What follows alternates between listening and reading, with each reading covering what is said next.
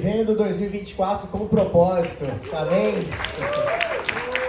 Nós estamos ainda no começo do ano e no começo do ano a gente ainda tem muitos planos, todos nós aqui tem expectativas no coração para esse ano de 2024.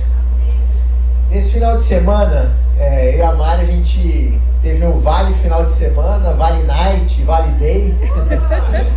Os nossos filhos, eles estão no acampamento Palavra da Vida, nesse final de semana. É uma bênção, é um acampamento que tem mais de 300 jovens lá.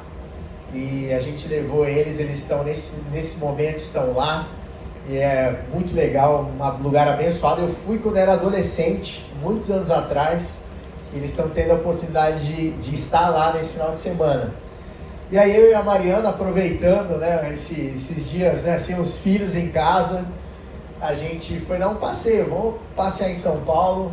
E a gente foi naquele antigo prédio do Banespa, né, que é o cartão postal de São Paulo, fazer propaganda aqui, né? Chama de Farol Santander, né, que foi quem comprou o Banco Banespa. E muito legal, a gente subiu naquele prédio enorme. Hoje eu estava até com dor nas pernas, eu falei, por que será, né? Acho que a gente desceu aquelas escadas, né? Porque você vai para o topo do prédio, para o mirante, depois você vai descendo e tem várias exposições. E uma exposição que chamou minha atenção, era uma exposição que retratava quartos, como era o quarto, né, de um adolescente, de um jovem na década de 80, na década de 90, na década de 70. E foi meio nostálgico, né? A gente entrou num quarto lá, tinha aquela fita cassete, né? Eu lembrava da minha época, eu ia lá, escutava as músicas no rádio, gravava, né? Tentava cortar a propaganda, depois pulava, e era assim, né? Hoje a gente tem tanta facilidade, mas nós, seres humanos, temos um desejo de mudança. Ninguém quer ficar parado no tempo. A gente não quer ficar parado na década de 70, na década de 80, de 60. Por mais que a gente tenha tido momentos maravilhosos nas décadas que já passaram, nós temos no nosso coração, né, acho que Deus colocou isso, um desejo de ir para frente, né, de marchar, de ir para adiante, de avançar. Nós não fomos feitos para ficar parados no passado. Deus nos criou para estarmos sempre avançando, crescendo. A gente não pode ficar preso ao passado. E para mudar muitas vezes, porque às vezes a gente muda de estação, muda de temporada, muda de década, mas a gente continua preso na nossa mentalidade, no nosso coração, ao passado. A gente já deveria estar lá na frente, adiantado, mas a gente, quando presta atenção no nosso viver, na nossa vida, a gente às vezes percebe que a gente está parado no tempo. E a gente precisa de mudança. O título da mensagem de hoje é Poder para Mudar. Poder que vem de Deus. Deus tem esse poder de transformar a nossa maneira de ser, a nossa forma de agir, o nosso pensamento, o nosso coração. Deus tem esse poder de fazer algo novo nas nossas vidas. De nos tirar de uma posição travada às vezes, onde a gente ficou estagnado, parado no tempo, e a gente se sente assim às vezes. Quando vira o ano, né, a gente sempre tem aquele ímpeto, né, de estabelecer metas, projetos, a gente faz as resoluções de ano novo, porque a gente quer mudar, a gente não quer que o ano que vai começar seja igual ao ano que já terminou. E assim vai. Quantas pessoas aqui não querem mudar?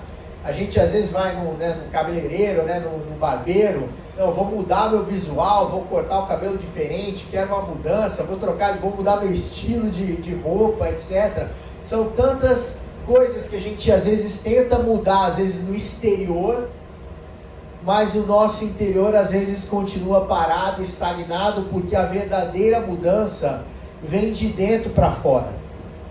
Eu escutei uma história esses dias de um jogador de futebol americano que se tornou o maior jogador de futebol americano da história. O nome dele é Tom Brady. E ele era lá nos Estados Unidos, quando o atleta nos esportes lá, seja futebol americano, beisebol, no basquete, ele se torna profissional, quando ele sai da faculdade e ele entra, né, tem o que eles chamam de draft, né, que é uma grande loteria, né, onde os times profissionais da NBA, do futebol americano, de beisebol, escolhem os melhores jogadores universitários. E Tom Brady, quando chegou a vez dele, ele foi o número 199. Não consideraram ele nem entre os 10. No final ele se tornou o maior jogador de futebol americano da história. E a gente fica pensando, né, mas como é isso, né? Porque como é que um esporte que gasta bilhões, né, no futebol americano, como é que eles deixaram passar esse potencial, né? O time que escolheu ele tirou a sorte grande, porque ele nunca ia imaginar que ia se tornar o maior jogador da história dos Estados Unidos. E um dos maiores adversários do Tom Brady falou o que ele achava, por que deixaram passar esse talento, né? Foram escolher ele lá no final. E ele diz assim, porque olharam não para o exterior dele, não para aquilo que ele aparentava ser. Esqueceram de olhar para o que ele tinha dentro dele, aquela garra, aquela vontade que ninguém podia imaginar que ele teria para se tornar o melhor jogador de todos os tempos. E a gente, né? Às vezes as pessoas olham para nós e veem o exterior, né?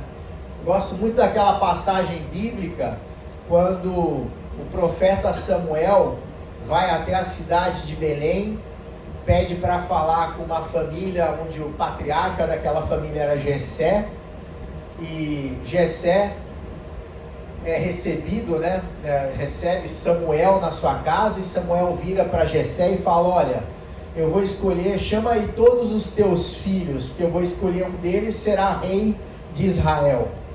E vários dos filhos de Jessé foram se achegando ali, né, se aproximando, e nenhum deles Deus tocou no coração de Samuel para dizer é esse. Pelo contrário, Samuel, quando bateu o olho nos irmãos, né, nos filhos de Jessé, irmãos de Davi, falar, não é possível, tem que ser esse daqui é bonito, alto, forte, esse tem cara de rei. Mas Deus estava olhando para o coração, e Deus se apegou ao coração de Davi, porque Davi tinha uma característica que o fez ser chamado na palavra de Deus, né, que era um homem segundo o coração de Deus, porque Davi tinha um coração moldável. Ele não tinha um coração duro, rígido, que não estava disposto a mudar. Davi tinha esse coração flexível diante de Deus, um coração que estava disposto a mudar para se aproximar mais de Deus, para ter um coração que estivesse mais próximo de Deus. Davi não foi um homem perfeito, longe disso. Quantos erros ele cometeu, mas sempre que ele errava, que ele pecava, ele logo se colocava diante de Deus, reconhecia seu erro e seguia em frente, buscando sempre estar pronto para ter um coração, uma vida alinhada aos propósitos de Deus, alinhada àquilo que Deus esperava de Davi. E nós, será que nós estamos dispostos a mudar? Será que a gente tem feito uma autorreflexão, olhando para nós mesmos e dizendo, Deus, mostra aquilo na minha vida que precisa ser mudado, aquilo que precisa ser transformado? Será que não tem aqui uma infinidade de coisas, de detalhes nas nossas vidas que precisam passar, né, pelo olhar de Deus, por uma intimidade, por uma comunhão com Deus que nos leve a observar e prestar atenção e falar, Deus, realmente essas áreas da minha vida precisam ser mudadas. Essa característica minha precisa mudar. Eu vejo, por exemplo, né, nós precisamos aprender a viver com integridade, né? Quando a gente, o original, né, da palavra integridade, né, quando nós pensamos, né, num homem íntegro, numa mulher íntegra, essa palavra tem na raiz a palavra inteira, uma coisa que é inteira, que é completa, que não muda. E nós, né? Como é que nós somos dentro da igreja? Será que a gente muda, né? É o Weber dentro da igreja, é o Weber no trabalho, é o Weber na rua, é o Weber no trânsito. Como é que somos nós, cada um de nós, em diferentes situações? Será que nós somos íntegros, inteiros? Ou será que tem uma série de situações que, dependendo da temperatura e do ambiente onde estamos, a gente pode se deparar com uma pessoa que é totalmente diferente daquilo que pelo menos a gente reflete em certos lugares, né? Deus espera de cada um de nós essa integridade. E Deus quer que a gente vá na direção dessas mudanças que Ele quer que cada um de nós experimente. Eu queria ler aqui um versículo que está lá na Bíblia, em Filipenses capítulo 2, versículo 13, que diz assim: Paulo, quando escreveu essa carta para a igreja de Filipenses, ele estava procurando encorajar a igreja de Filipenses a ter uma vida de humildade, uma vida de busca constante de Deus. E ele escreveu assim: pois Deus está agindo em vocês, dando-lhes o desejo e o poder de realizarem aquilo que é do agrado dele. Esse versículo tem riquezas aqui, tem as maravilhas de Deus aqui escondidas, nesse texto. Quando ele está dizendo simplesmente que Deus é poderoso para colocar nos nossos corações o desejo de fazer as coisas e o poder de fazer as coisas que agradam a Deus. Se perguntar para cada um de nós aqui, você gostaria de fazer coisas que agradam a Deus? 100% provavelmente vão responder sim, eu quero fazer coisas que agradam a Deus. Mas a nossa natureza humana, fica sempre nos empurrando para fazer coisas que não agradam a Deus. Isso vem da nossa natureza velha, do velho homem, que a gente carrega, mas na medida em que a gente aceita Jesus, entrega a nossa vida para Ele, Deus coloca em nós, através do Espírito Santo de Deus, o poder e o desejo de fazer coisas que agradam a Deus. É por isso que o Espírito Santo de Deus, sempre que a gente pisa na bola, sempre que a gente faz alguma coisa que a gente sabe que está desalinhado daquilo que Deus quer para as nossas vidas, vai estar sempre nos empurrando para fazer aquilo que agrada a Deus. E nós, como cristãos, precisamos ter a maturidade para entender que não é uma pisada de bola que a gente dê, um pecado, um erro, que nos deve fazer com que a gente se esconda de Deus, fuja de Deus.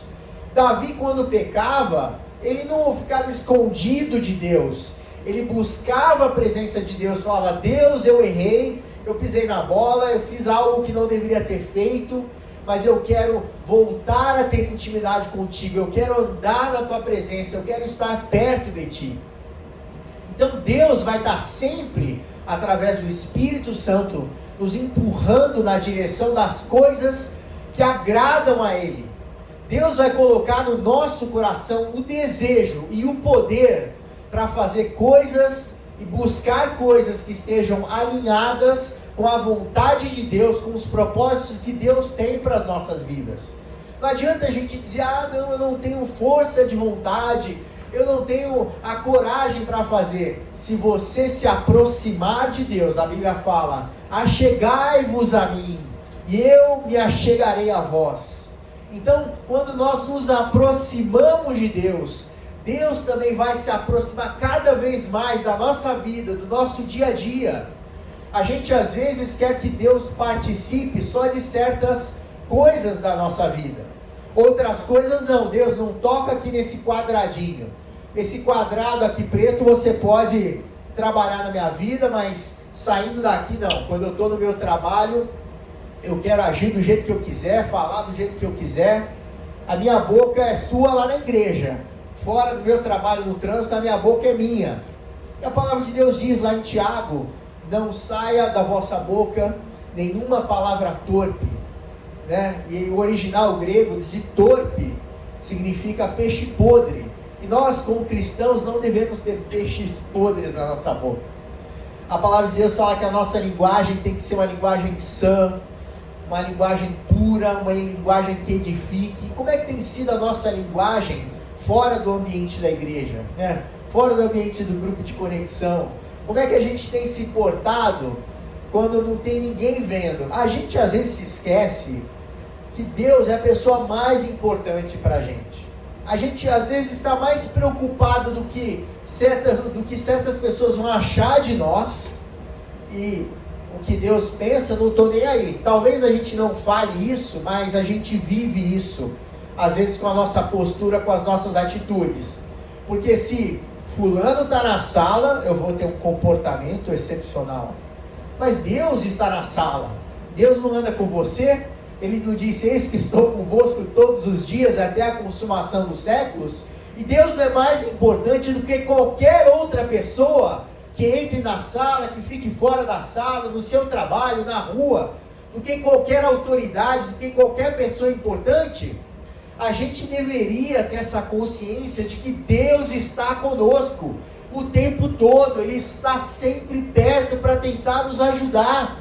Está sempre colocando dentro de nós esse desejo e o poder de fazer coisas que agradam a Ele, de realizar aquilo que é do agrado dele. Esse texto conclui. Então, assim, Deus coloca no nosso coração um desejo de mudança. É algo que está aí o tempo todo com a gente, o desejo de mudar. E não é mudar para pior, é mudar para melhor.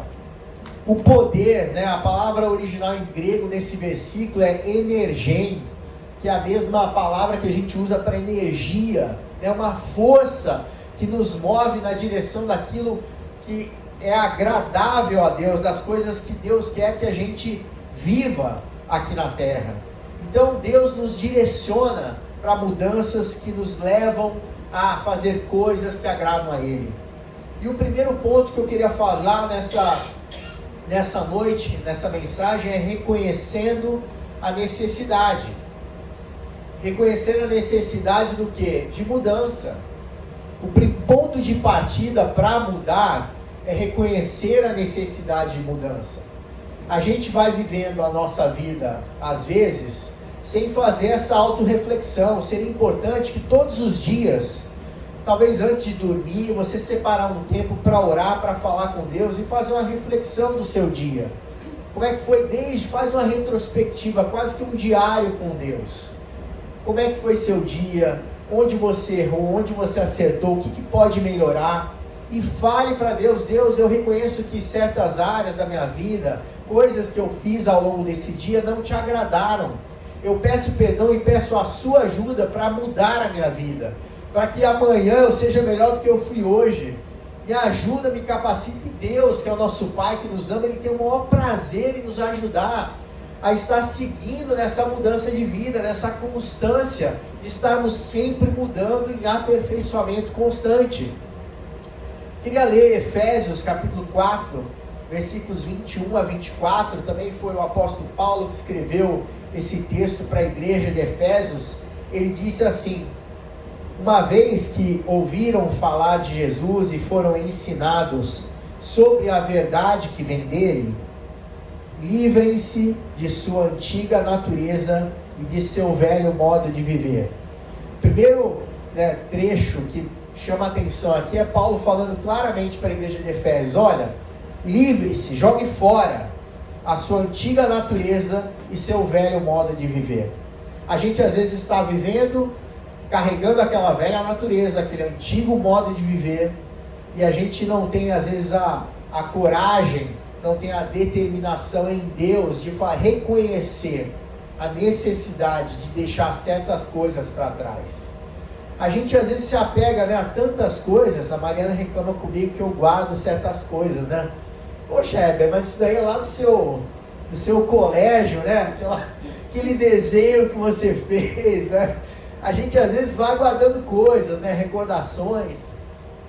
E o que falar, de coisas velhas, que na verdade são quase que âncoras na nossa vida, que não permitem que a gente acesse as coisas novas que Deus tem reservado para a gente, Porque imagino Deus olhando lá de cima e falando: poxa, eu tenho coisas novas para te dar, mas você fica preso ao passado, preso a coisas antigas.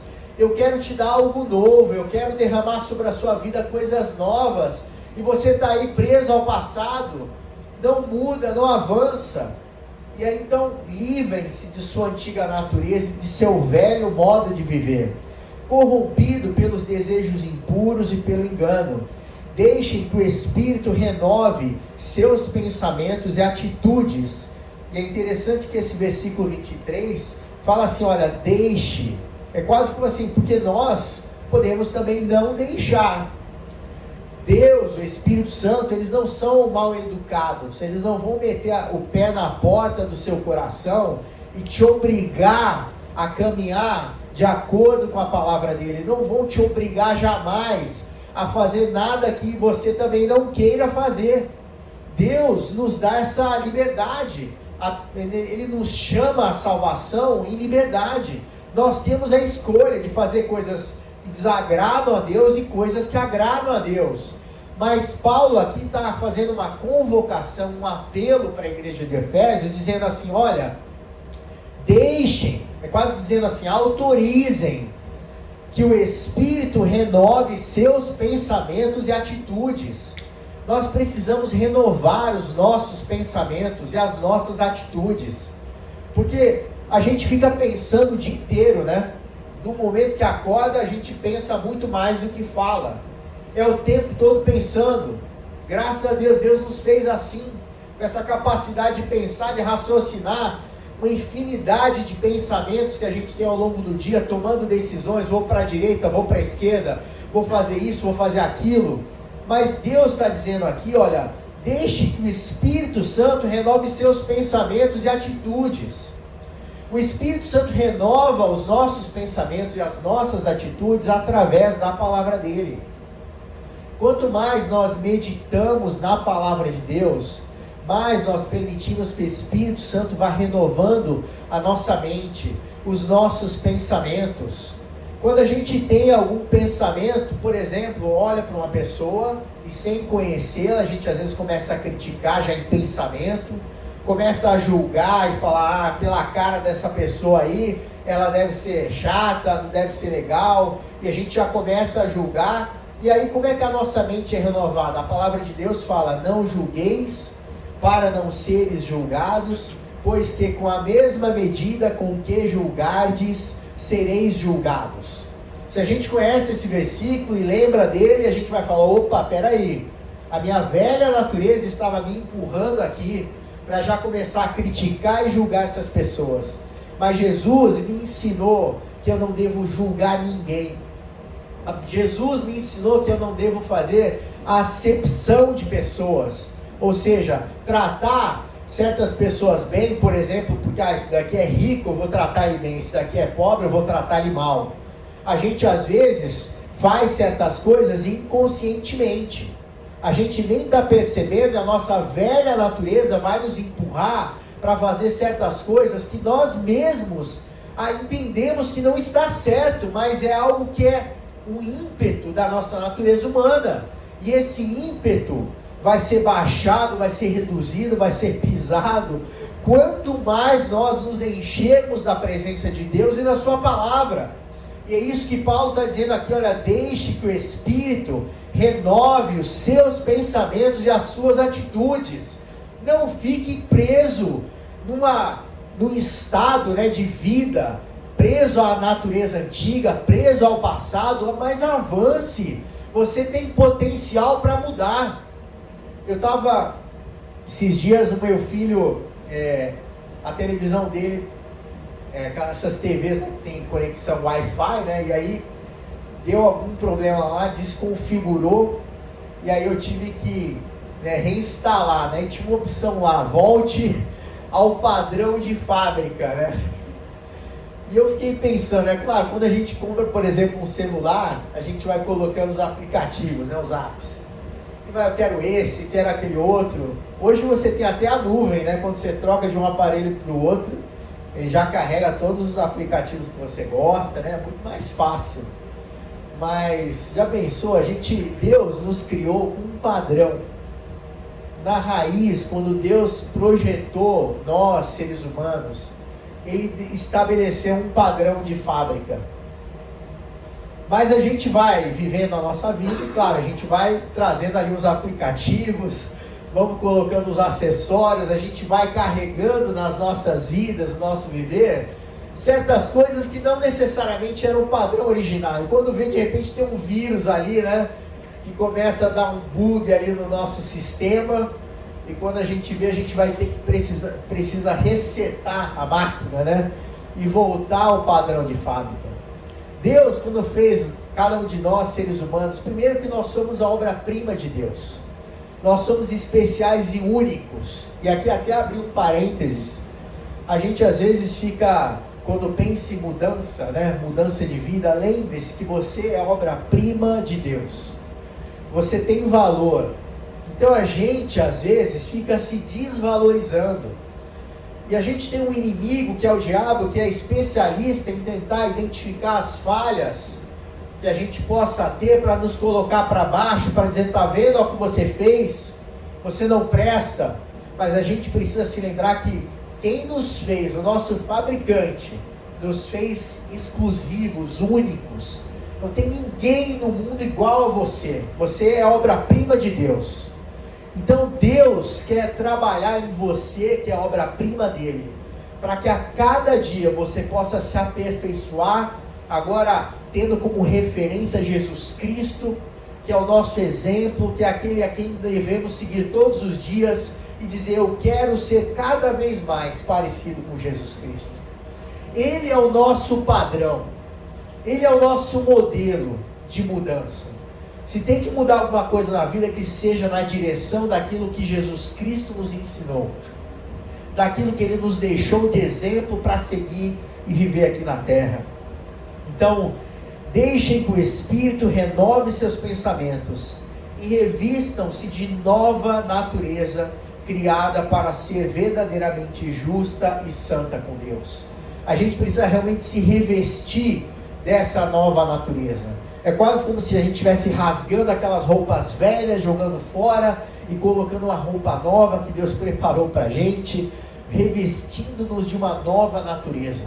Nós, com Jesus Cristo, temos uma nova natureza. Então a gente tem motivo para estar mudando, motivo para estar avançando na direção de uma mudança que nos faça cada vez mais parecidos com Jesus Cristo. Nós nunca vamos conseguir ser perfeitos como Jesus Cristo fez. Mas o próprio Paulo dizia assim, não que eu tenha alcançado, mas eu prossigo para o alvo. Eu estou sempre caminhando nessa direção. O meu objetivo de vida, enquanto eu viver, é ser cada vez mais parecido com Jesus Cristo. E a gente precisa andar nisso. Imagine só, se você vive, né, com essa mentalidade de cada vez mais se parecer com Jesus Cristo, como é que você enxerga o seu dia a dia? Né? Todos os seus pensamentos, você procura falar, Deus, que eu tenha pensamentos alinhados com a Tua Palavra. E você começa a meditar na Palavra de Deus. Quando a gente fala para incentiva, né, a Hope, a igreja, a estar lendo a Palavra de Deus, não é porque simplesmente a gente gosta que todo mundo leia a Palavra de Deus, mas porque a gente entende que conhecimento da Palavra de Deus gera transformação de vida, gera mudança de caráter, gera essa mudança que vem de dentro para fora. E quanto mais você meditar na Palavra de Deus, mais você vai ser transformado, mais você vai mudar. Então a gente precisa entender isso, que nós temos essa necessidade de mudança nas nossas vidas. O segundo ponto que eu queria falar aqui é experimentando a transformação. Lá em Romanos capítulo 12, versículo 2, Paulo, quando escreveu para a igreja de Romanos, ele disse assim, olha, não imitem o comportamento e os costumes deste mundo. Imitar, a gente está sem perceber quantas coisas a gente imita, né? Os nossos filhos têm uma tendência a imitar o comportamento dos pais. É muito natural, eles estão nos vendo dentro de casa, vão crescendo e eles nos veem como referência, o pai e a mãe, e eles observam como é que meu pai age dentro de casa, como é que o meu pai e minha mãe agem fora de casa. São uma esponja, né? Estão absorvendo tudo ali. Então Paulo vai dizer, olha, não imitem o comportamento e os costumes deste mundo. A gente vive cercado, né? Nós vivemos no mundo, mas a gente sabe que este mundo, e quando a gente fala mundo, não estou falando aqui planeta Terra, né? A estrutura física, geológica do planeta Terra. Eu estou falando de um sistema deste mundo. O sistema desse mundo, ele é o oposto do sistema de Deus, do reino de Deus. A gente fez algum tempo atrás uma série chamada O Reino Invertido, porque quando Jesus Cristo veio aqui ao mundo, ele estabeleceu um novo reino, o reino de Deus, que é totalmente oposto do que o reino deste mundo ensina. Então os valores, os princípios deste sistema, deste mundo, são totalmente diferentes dos valores que a gente encontra na palavra de Deus. Por mais que a gente saiba que o cristianismo gerou um impacto enorme na sociedade, impacta até hoje. Quantas leis que nós temos, né, no nosso sistema legal, no direito brasileiro, no direito internacional, que são oriundos da palavra de Deus, né? Antes de Cristo, depois de Cristo, o mundo foi completamente transformado. Mas continuamos vivendo no mundo que tem um sistema de valores que é completamente do sistema de Deus.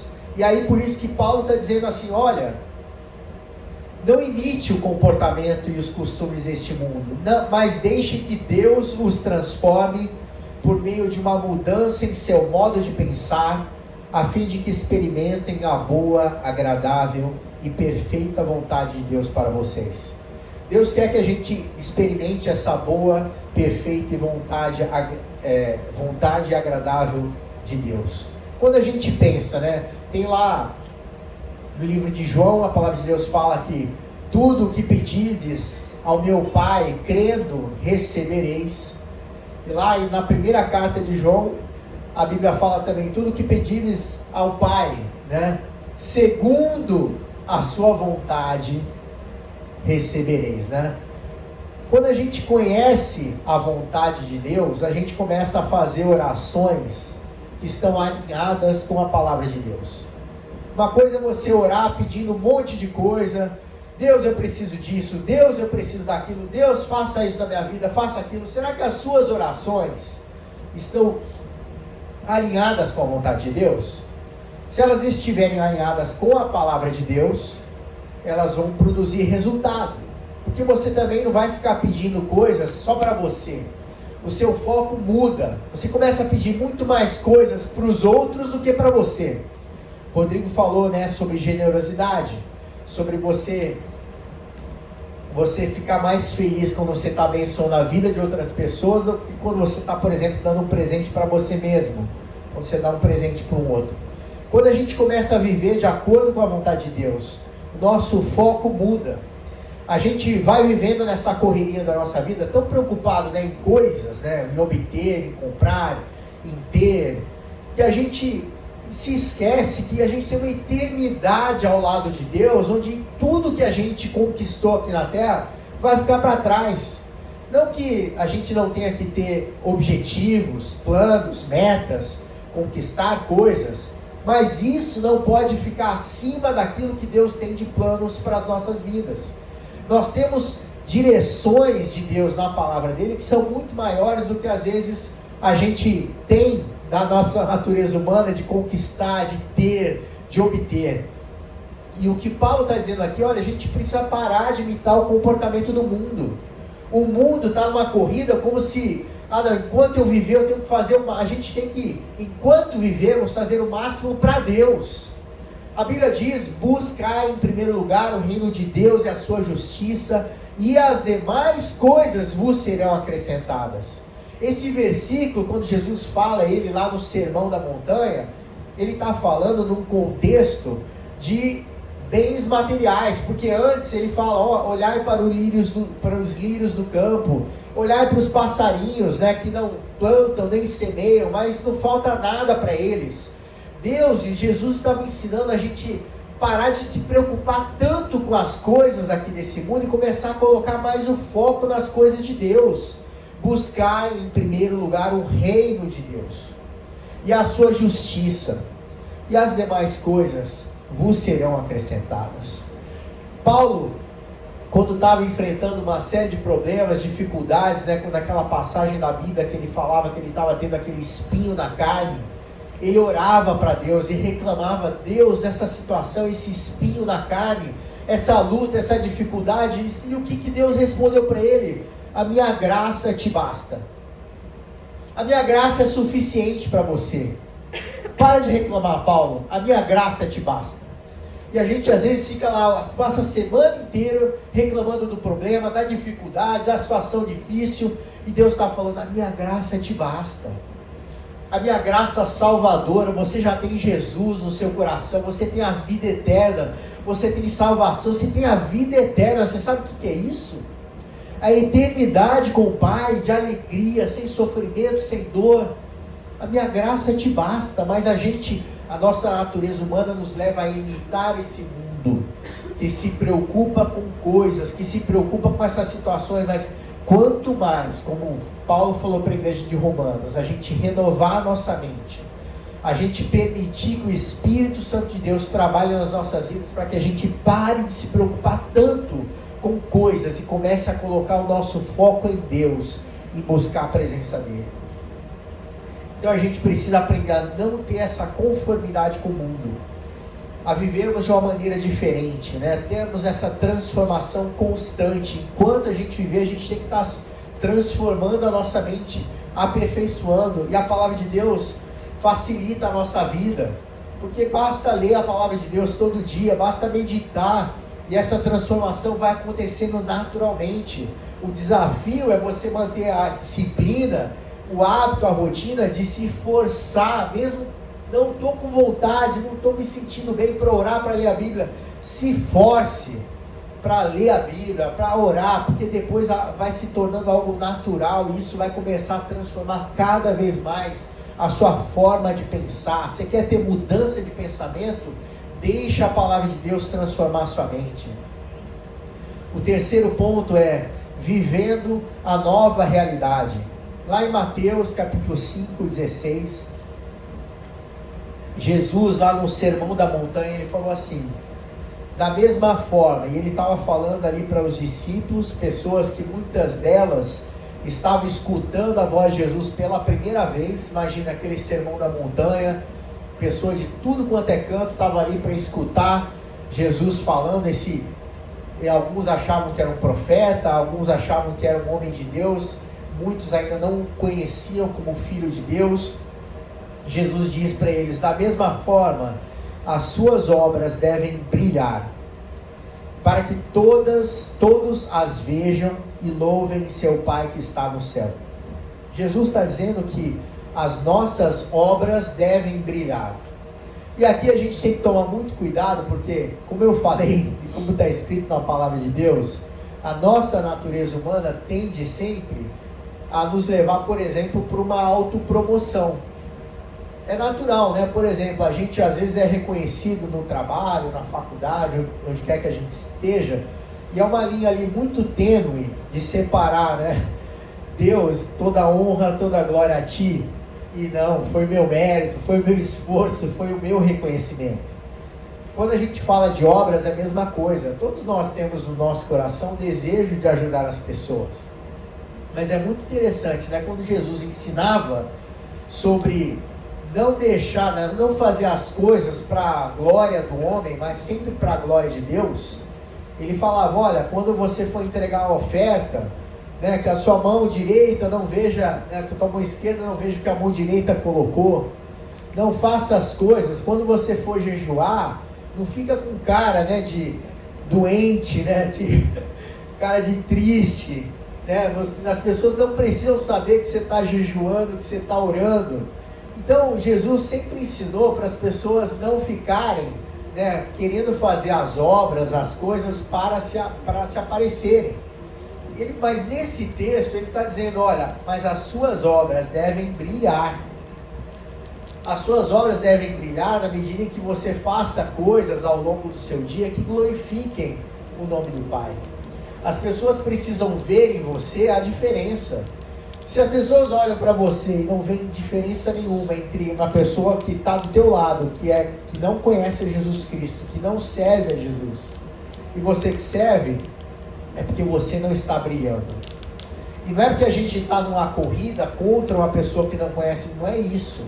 Mas é que esse brilho vai acontecer naturalmente na medida em que a gente vai tendo a nossa mente transformada, o coração transformado, e a gente vai começar a fazer as coisas de uma maneira tão natural, porque isso não vem de nós mesmos, isso vem da transformação que o Espírito Santo de Deus gera dentro de nós. Então ele diz, olha, que todas as pessoas vejam e louvem seu Pai que está no céu, que as pessoas possam ver o brilho que existe nas nossas vidas, e que possam louvar a Deus por algo de diferente que elas enxergam em cada um de nós. Então a gente deve buscar isso. A gente pode fazer também essa reflexão: Deus, será que eu estou brilhando por onde quer que eu vou? Ou será que eu estou opaco, né? O brilho nenhum está aparecendo, porque esse brilho deve refletir a glória de Jesus Cristo em nós. Quando Moisés, ele subiu lá no Monte Sinai, Deus falou, olha, sobe lá no Monte Sinai, vou falar com você. E foi lá que Deus deu a Moisés os 10 mandamentos, escreveu lá na tábua, e Moisés pediu para ver a glória de Deus. E Deus falou assim, Moisés, você não pode ver a minha glória, porque você é homem. Se você ver a minha glória, você vai morrer.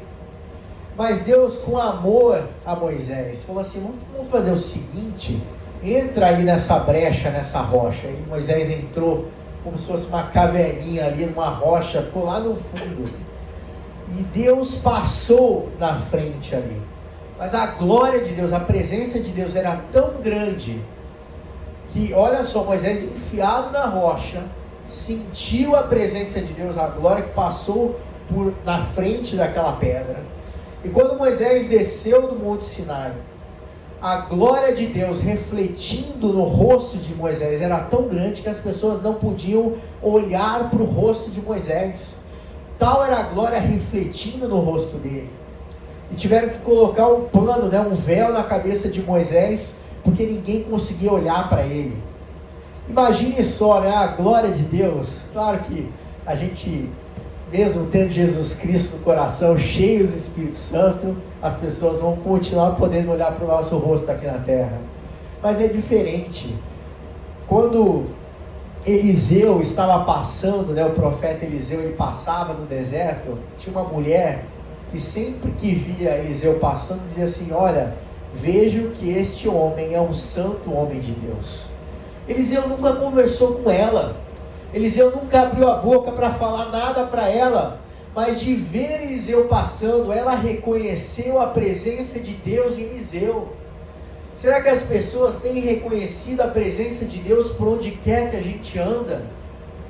Esse reconhecimento, esse brilho que Jesus Cristo está falando aqui, olha, que as suas obras devem brilhar para que todos as vejam e louvem seu Pai. Esse brilho vem de uma caminhada com Deus. Assim como Moisés adquiriu o brilho de estar na presença de Deus, a gente também adquire esse brilho nas nossas vidas, quanto mais perto nós andamos de Deus. Será que nós temos dedicado o tempo necessário para Deus ao longo dos nossos dias? A gente precisa virar uma chave para entender que Deus não precisa andar com a gente só em certos horários do dia, Ele precisa andar com a gente ao longo do nosso dia. A Bíblia fala em Provérbios, reconhece-o em todos os teus caminhos, e Ele vai endireitar as tuas veredas. Se você quer ter uma vereda endireitada, um caminho tortuoso que fique reto na direção daquilo que Deus tem para a sua vida, reconheça a Deus em todos os teus caminhos. Não é só reconhecer a Deus quando você está vindo para a igreja, orar só quando vai para a igreja, orar só quando está passando por um problema, mas é orar o tempo todo, é trazer as suas orações, as suas petições diante de Deus. A Bíblia fala também, não andeis ansiosos por coisa alguma, mas antes em tudo, sejam as vossas petições conhecidas diante do vosso Pai que está nos céus. Então a gente precisa ter isso, esse reconhecimento de Deus constante nas nossas vidas. Então a gente precisa, nossas vidas precisam brilhar através do nosso testemunho, através das nossas ações. Eu às vezes falo com os nossos filhos, né? Às vezes começa adolescente brigando dentro de casa, né? Ah, mas você pegou meu chocolate, ah, não sei o que.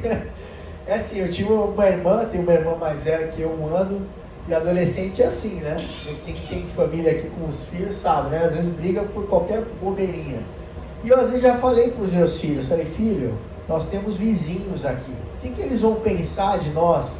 Ah, mas tem que pensar assim, a gente tem que lembrar que somos uma família cristã, nós precisamos dar um bom testemunho. Como é que eu posso falar depois para o vizinho do amor de Deus, se está aqui essa gritaria, né, um brigando com o outro, né? A gente perde a moral até para falar do amor de Deus. É isso, é ter essa proatividade, essa consciência de que a gente precisa sim testemunhar, a gente precisa sim se preocupar com o que a gente fala, pensar antes de falar, toma cuidado como é que você age, é um exercício constante.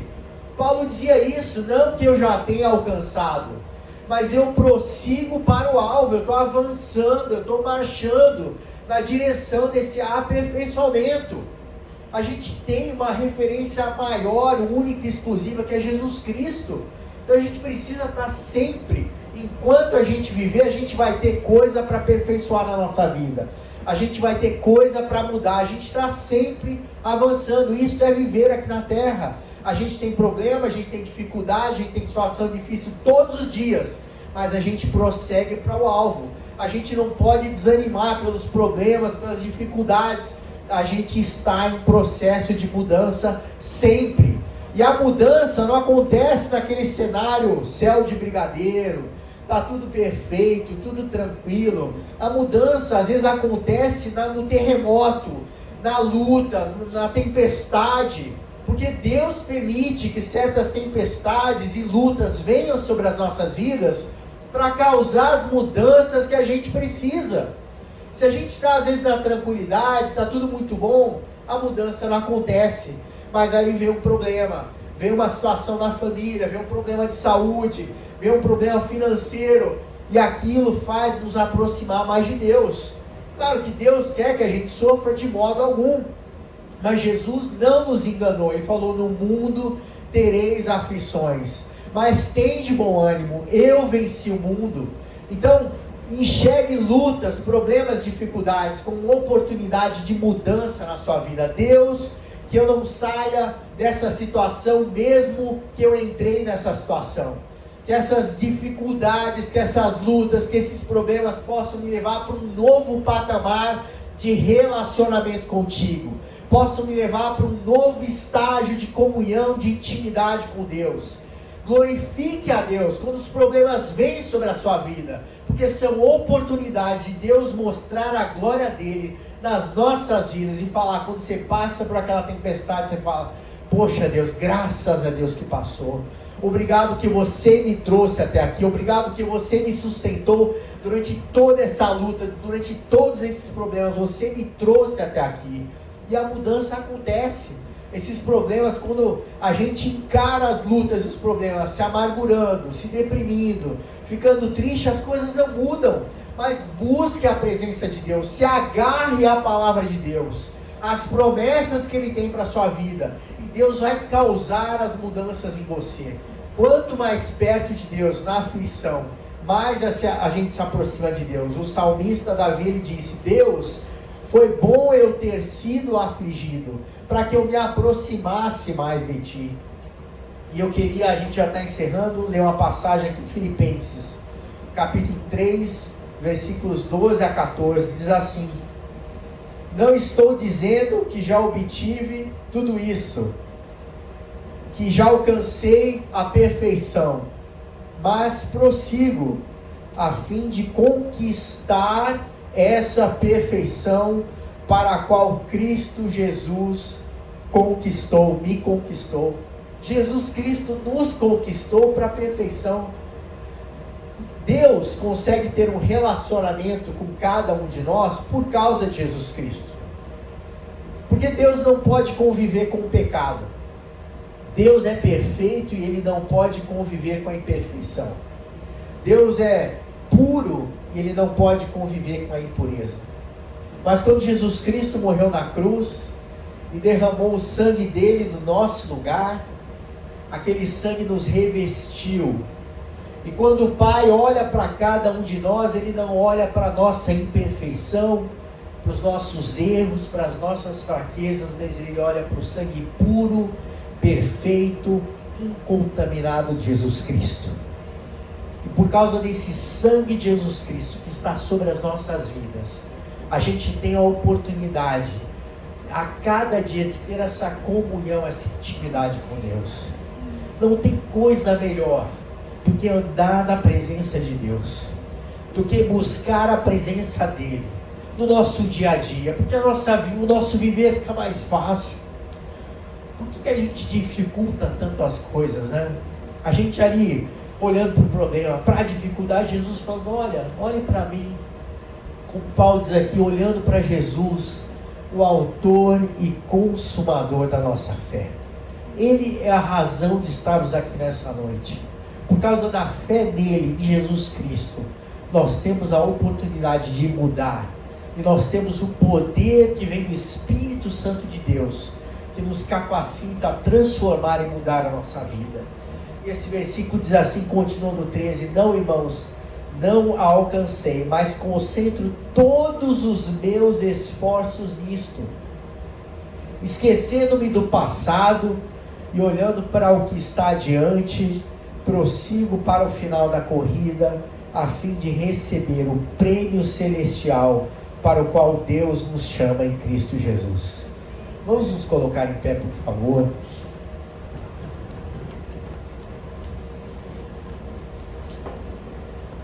Vamos inclinar as nossas cabeças, vamos estar orando agora. E você, cada um de nós tem sempre situações e circunstâncias que a gente precisa mudar. Vamos estar orando agora para Deus começar a nos ajudar a fazer essas mudanças que precisam ser feitas. Pai querido, em nome de Jesus Cristo, nós te agradecemos, porque Tu és o alfa e o ômega, o princípio e o fim. Obrigado, Deus, porque nós temos a esperança da eternidade e a certeza da salvação em Cristo Jesus.